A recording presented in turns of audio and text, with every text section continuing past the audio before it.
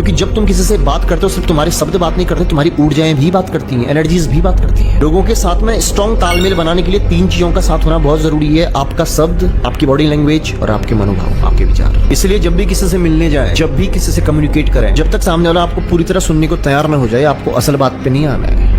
इस बात का ध्यान रखना है। जिस पर्पस से बात कर रहे हो वो पर्पस तब रखना है जब आपके बीच में हंसी मजाक कम्युनिकेशन होने लगे, कंफर्ट जोन तैयार हो जाए, तब आपने अपनी असल बात रखनी है। उससे पहले नहीं रखनी, हड़बड़ी नहीं करनी है। जब भी किसी से मिलो तो कॉन्फिडेंस के साथ में हैंडशेक भी करो तो घबराना नहीं है, उसकी आंखों में आंखें डाल के आपको हैंडशेक करना है। हाथ मिलाना ही बहुत कुछ संकेत दे देता है तुम्हारे बारे में। तुम गले लगा सकते हो सामने वाले को, उसको एक प्यारा सा हक दे सकते हो। तुम जब किसी को हक करते हो ना प्यार, उसके अंदर एक बिलीव पैदा हो जाता है, कंफर्टेबल जोन क्रिएट हो जाता है, वो तुम्हारे साथ कंफर्टेबल महसूस करना शुरू कर देता है, तो तुम पे अब भरोसा करना चाहता है। तो हक करना एक संकेत है सामने वाले के अंदर एक बिलीव को डालने के लिए। स्ट्रॉन्ग कम्युनिकेशन होने के लिए तुम्हारे और उस बंदे के बीच में तालमेल होना जरूरी है, एक कंफर्ट जोन क्रिएट होना जरूरी है, क्योंकि जब तक सामने वाला कंफर्टेबल नहीं है तब तक तुम उससे असल बात नहीं कर सकते। करोगे भी उसके समझ में नहीं आएगा।